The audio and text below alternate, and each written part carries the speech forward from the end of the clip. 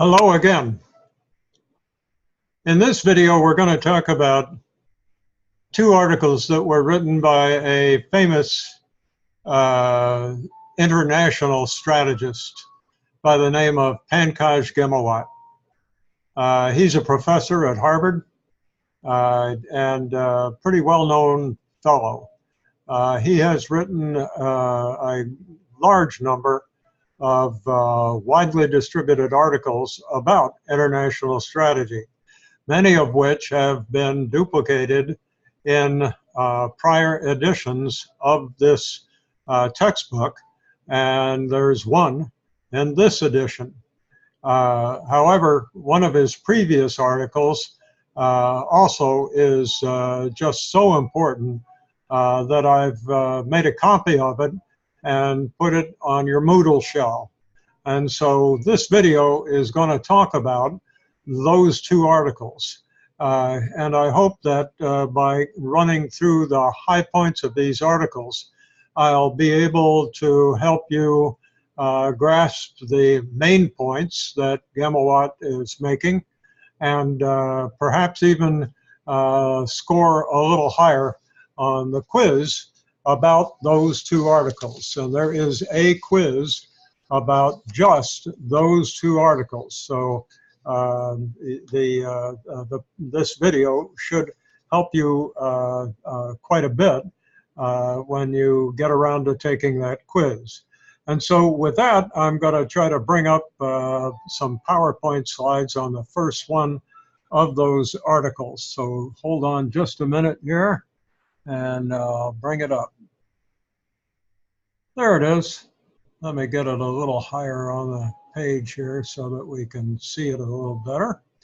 But this is about managing differences, and particularly differences in the approach that multinational businesses take to strategy, and particularly to achieving either low cost or differentiation. And as you can see, there are three basic approaches. One is adaptation. And as you might imagine, adaptation is what firms do in order to respond to those forces that you've already read about in the first part of chapter 3. That is, to respond to forces for responding to national differences in demand or the way business is done versus the way it's done in the company's home country. So adaptation means adjusting what you do, what your activities, the way the firm behaves in a foreign country versus the home country. But it's here we're talking about, we're not just saying multinational model, but what the activity in that model is. And it's adaptation. It's changing the type of activities or behavior. The second category of approach to doing business internationally and forming strategy internationally is aggregation. And this is the way a firm, these are the activities that a firm engages in to respond to those forces for multinational integration and global integration. In fact, aggregation is the nature of activity in a global business model. So you recall we've had the generic models, multi-domestic, global, and international. Now what Ghemawat is doing is describing the activities that go on inside those models. Instead of just describing them, making a descriptive model, we're getting down into the analytic nature, trying to understand what happens inside these models. Arbitrage is and Ghemawat wrote an entirely separate article just on arbitrage, and I really wanted to put it in to this Moodle shell. But again, our problem is your time and how little of it we have. But arbitrage basically is the process of exchanging something that isn't costly when you get it for something that is worth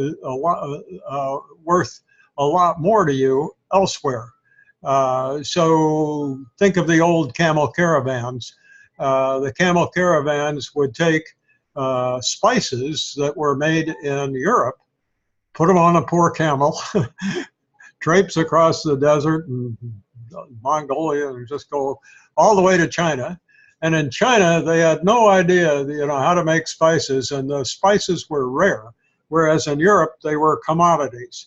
So the traders could get the spices in Europe for a very low cost. The cost was getting them to China, and then in China, they'd be worth a king's ransom. And what the traders did was exchange those spices for silk, because in Europe, people couldn't make silk, didn't know how, and silks were extremely exotic and valuable and rare in Europe. So the traders would give the Chinese these spices that they thought were worth nothing, and they'd get silks, which they thought were worth a fortune, but the Chinese thought that silk was not that special. They made a lot of it. So the traders then would pile the silk on top of their poor camels, and back they'd go across the desert, and they'd sell those silks for a king's ransom. And in the process, even after they paid for the camels and all the expenses of getting from Europe to China and back, they'd make a huge profit. That's arbitrage, where you're exchanging something that isn't worth much to you for something that isn't worth much to somebody else, but which is worth a lot when you get it back. An exchange of goods or services to realize a gain in value. That's arbitrage. And it happens a lot when we use the international model. Remember that one? Where we take the home country model and we just copy it in and use it in another country. But perhaps in that other country, labor is cheaper or raw materials are cheaper. So, but your model, what it is that you do, is new and different and wonderful for the people who see it, and they just can't get enough of it. And meanwhile, you're getting if you're a restaurant company, you may be getting the material, the food, the raw food, and the labor, and the structure that you put your restaurant in for a lot less than it would cost you back home, and you make a nice profit when all is said and done. That would be arbitrage again. So the generic international strategy model usually takes advantage of arbitrage. And so here is a diagram that we find in Ghemawat's article. And you can see that what he suggests we do is measure or evaluate the multinational firm's business model on all three dimensions: adaptation, aggregation, and arbitrage. I might add that he uses for arbitrage just labor to sales. Having been in a lot of manufacturing businesses myself, I think labor is okay, but I would also consider material costs. Just think about chemicals or steel, some of the big commodity industries. The cost of raw materials is a commodity that maybe account for more of the cost of goods of a manufacturer than just labor, especially these days with more machinery. Although that's not the same in every country, is it? Aggregation, he thought that research and development to sales was an indicator of aggregation, and I'll let you read his article and see if you agree with him or not. I could imagine other possible indicators, but Aggregation was Ghemawat's choice. And adaptation, advertising to sales, his thought is that what you have to do to make the product uniquely appealing in different markets, if you've got to do a lot of that, a lot of advertising and marketing, chances are you're adapting. Once again, this is just Ghemawat's choice. You and I could probably think of some other measures, but we'll go with Ghemawat's choices here because it's his article, right? Now, the next thing that Ghemawat gets into is the possibility that you can combine these types of strategy. So you could combine adaptation and aggregation, and when you do that, I might add that you would probably end up with a matrix type of an organization where you've got folks responsible for functional activities on one hand, and perhaps geographic responsibilities on the other, and figuring out how to aggregate the functional capabilities and resources in different parts of the world to get the most scale economy. So when you combine those two, you probably have a matrix organization. But the most important point is that you're combining two of Ghemawat's three approaches to strategy. Another possibility would be to combine aggregation and arbitrage. That's a little more difficult. He gives an example in the article of Cognizant Technologies, a company that is based in India but does a lot of business in the United States and Europe. It maintains its core and its control in India, but sends teams of consultants to clients around the world to adapt what the home resources and talents can do to the individual circumstances in the location where the client is found. And so you have a combination of arbitrage and adaptation. I'm sure when you read Ghemawat's article, which is not too long and pretty easy reading, but very enlightening, he explains it pretty well. And finally, the possibility of combining all three, adaptation, aggregation, and arbitrage. Harder to do that than just two. With two, you've got a lot of integrating to do. It's not like you can just combine them simply. It takes some real art to do that. Combining three of these capabilities, these three dimensions of international strategy, is even more difficult. Ghemawat gives you an example that I'm a little bit familiar with, and it's GE Healthcare, or the so-called GEMS, GE Medical Products, and or Medical Sciences. And so Ghemawat explains how that business combines adaptation of medical products to the sophistication of the market. In developing or emerging markets, it's different from in a more sophisticated market, but lots of GE's capabilities can be aggregated in geographic locations, just a few of them, and then arbitrage, taking advantage of lower costs or access to raw materials in different parts of the world. So GE managed to utilize all three dimensions of Ghemawat's strategy types or strategic dimensions. So GE would have a heavy loading on all three of these measures, as opposed to just two. So I made a point a minute ago, and I want to repeat it here. And that is that there is a tremendous need when you're using more than one of Ghemawat's strategic dimensions to integrate them. The activities and the talents that are required for one, arbitrage or aggregation or adaptation, are different. Just think of the ways in which firms adapt to different markets and cultures as opposed to how they aggregate resources for scale economy.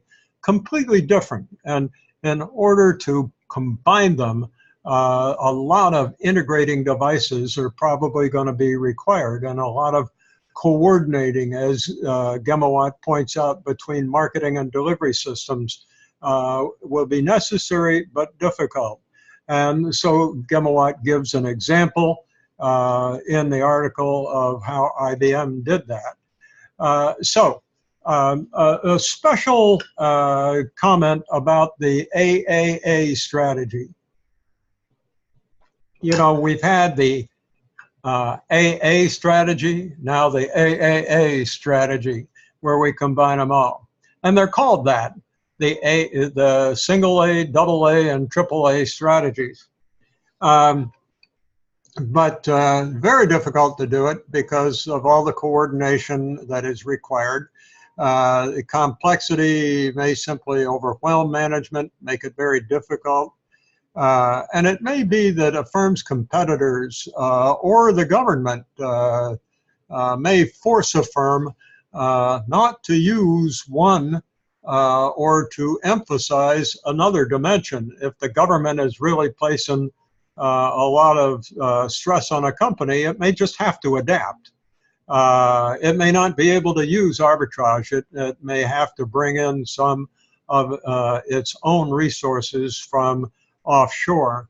So it may simply be impossible to use the AAA strategy.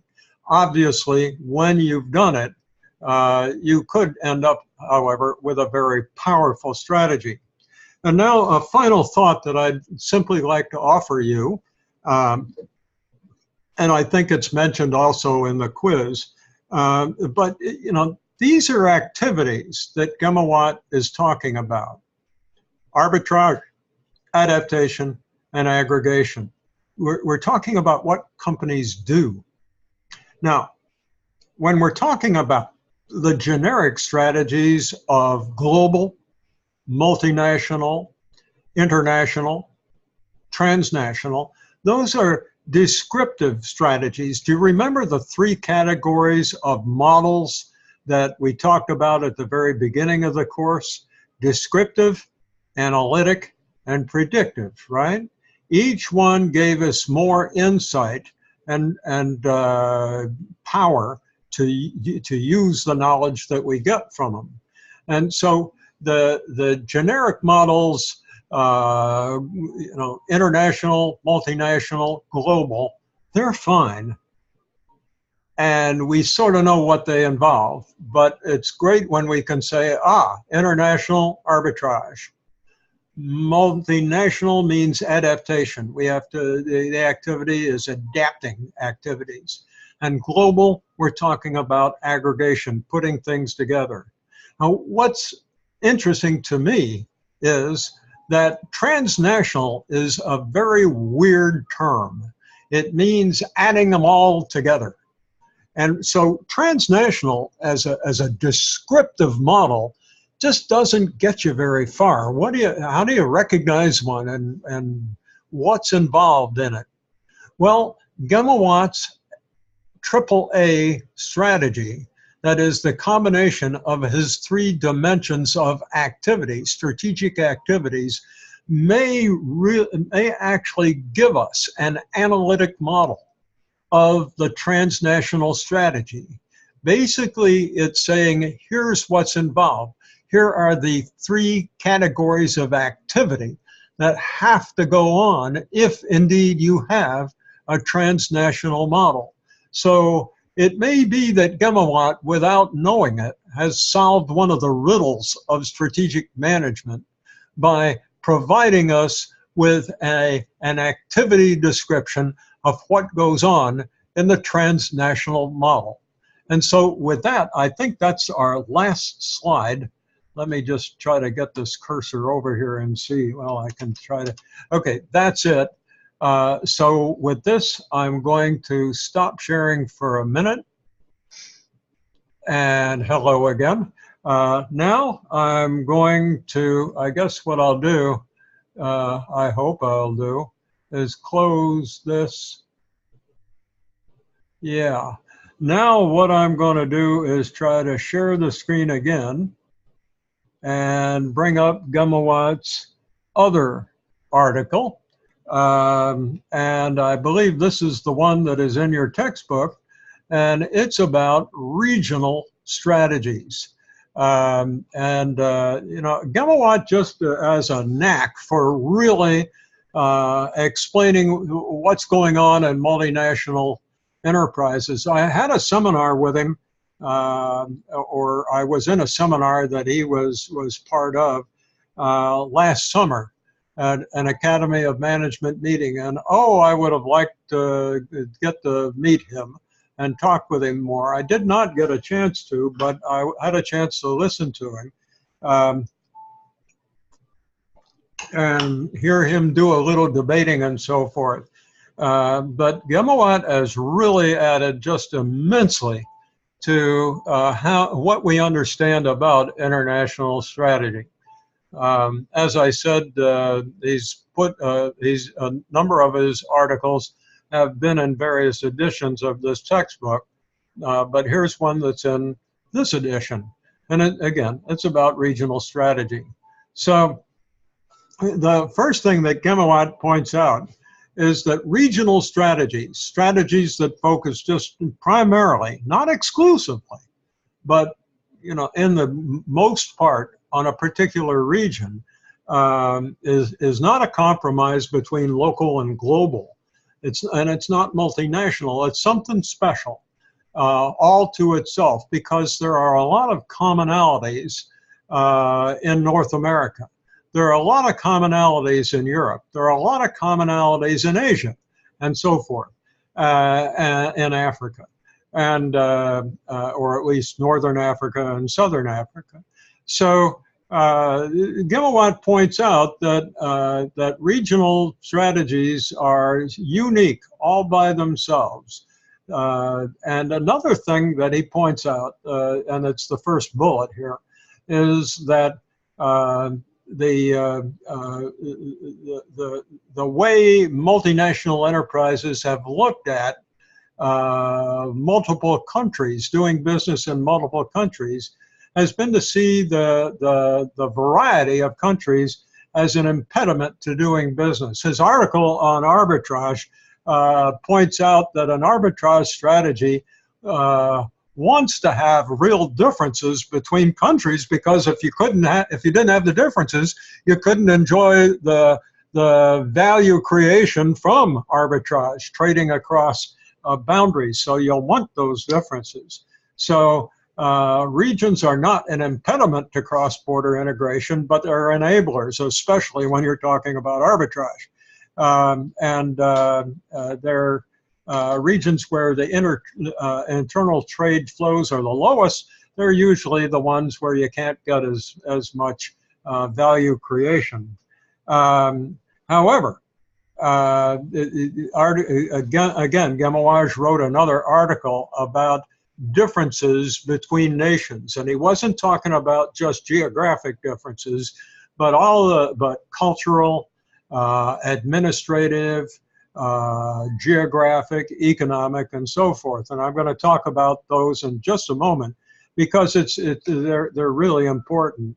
Ghemawat points out that the trade, intra-regional trade within regions, has increased a lot in recent years. And one reason for that is regional trade blocs and treaties that have developed between nations. Now, he doesn't mention it, but another reason happens to be manufacturing technology. We don't have to ship raw material products that we make from one country, a developing nation, to a developed nation as often in order to take advantage of low cost in the developing nation. With three-dimensional printing, we can do it without labor at all, right?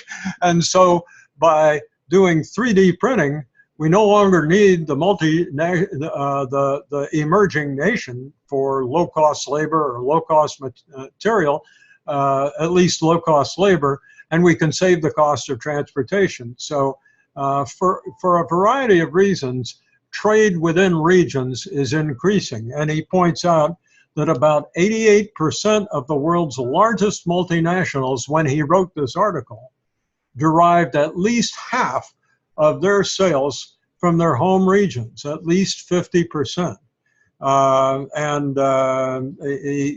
He discusses the aluminum industry as an example. This is an important topic, this regional strategy, and how you deal with differences between these countries are very important, and can help to explain how difficult or not difficult it is to do business between countries in the same region, as opposed to doing businesses between countries that are in different regions. And this CAGE model, C-A-G-E, explains barriers to entry into country markets that are different from your home country market. And they might be culture, they might be all that paperwork and bureaucracy that is necessary.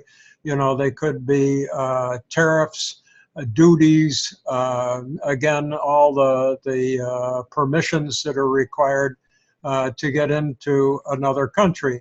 In a trading bloc like NAFTA or the Eurozone, European Union, Mercosur, the Andean, what is it again? I can't remember now, but another European Andean community, I think. And they go on. There are many regional trading blocs, and these things essentially are free trade zones where you can cross borders and you don't have to worry about all that administrative bureaucracy. Obviously, geographic difference can make a difference, and again, would be beneficial to doing business regionally rather than interregionally. And of course, economic differences usually refer to the economic health of a nation, the ability of people in the nation to afford the kind of product that you're offering. If you're offering a luxury, it's going to be more difficult to sell that item in a less developed nation of your region than a more highly developed nation. But again, the barrier would be when you're moving from one region all the way to another region. So these barriers to entry, using the CAGE model, helps us to think about how difficult it is to move within versus between regions, and so it's important to be aware of those as you're assessing the difficulty even of moving between countries within the same region. Okay. So Ghemawat offers us 5 basic models for doing business on a regional basis. The home base is just, it's like exporting. You just stay at home and ship your product to different locations in the region. Portfolio, on the other hand, is a little bit like international. You're keeping control at home, but you're doing business pretty much the same way in different countries. So it's the international model applied to a region. The hub is something special, and it can be applied multinationally and interregionally as well as regionally. But GE and British Petroleum really made sort of an art form of this. I think of British Petroleum even more than GE here. British Petroleum at one time was just one oil company, but it grew by acquiring other large oil companies, two others to be precise, so that they became a worldwide operation. But that was cumbersome and unwieldy. And so its chairman, a brilliant guy, set up regional hubs as sort of the corporate center. And from those regional hubs, businesses in that region would do business with that hub like it was the corporate headquarters.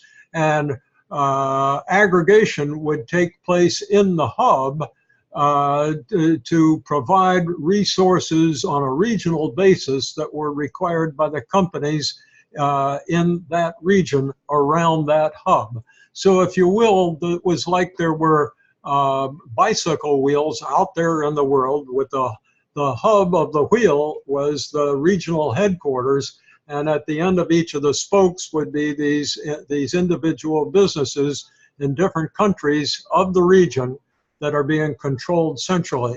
And so British Petroleum just made an art form of the hub.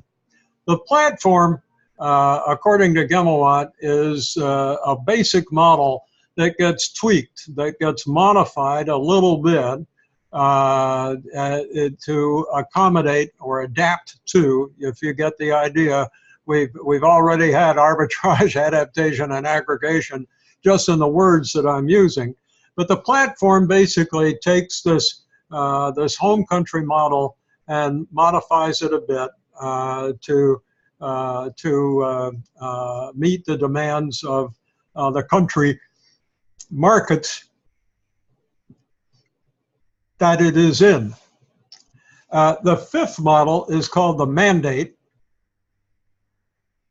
And the mandate basically says, I don't care about these other things. I just want you, me, the chairman of the board, to put a company in company X. I want you to put a business in country X and form a center of excellence there. And General Electric has done this, for instance, with its electronic medical systems. It has a couple, probably more than a couple, but centers of excellence where it simply has taken advantage of the talent that happens to exist in a region, perhaps the raw material, as well as the market to take advantage of that product, or perhaps that the product can take advantage of. But it simply is decided by headquarters that all the right stuff exists in a particular location that is just right to serve a region. And so it's kind of a hub, but it's an all-in-one complex of resources and talents to do a particular thing, to make a particular kind of product. And for a region, if not globally, but in this case for a region, that location will serve the needs of that entire area. And it might become a home base. It might just export into other countries of the region. So it's a special item, and that's called mandate. And very often what you've got is a problem of coordinating and integrating capabilities from the headquarters, the research and development, the engineering, and so forth, and the capabilities that'll be located in that center of excellence. Rather complex regional strategy, but these are the 5 regional strategies that you will read about. One thing that Ghemawat points out is that you, just because you can have a regional strategy doesn't mean that you always should. So many organizations, many industries are not structured suitably to have a regional strategy. Philips is an example. I'm not sure the GE Medical Systems seems to be cited here as an example. I would be interested to know why, because they did use a mandate. So I think just to be on the safe side, I'm going to delete that right here and now. There we go. But Philips North America certainly had a problem. I'm going to let you read Ghemawat's article about that, but during the war, you know, Holland was occupied by Germany, and it was very difficult for Philips at Eindhoven, Holland, to manage its businesses in other countries, needless to say. So these businesses became very independent. And Philips North America, which was headquartered in New York State, I've actually visited that location, and they had to just go on their own and develop their own devices. When the war was over, it became very difficult to bring all of those businesses that were Philips businesses back under one corporate umbrella. Now, that's a completely different story of how that was accomplished. It was accomplished by, again, a very brilliant chief executive who figured out some marvelous methods to do it. But we don't have time to get into that now. Anyway, Intel, the basic metals companies, integrated oil producers, they don't do business regionally, they do business globally.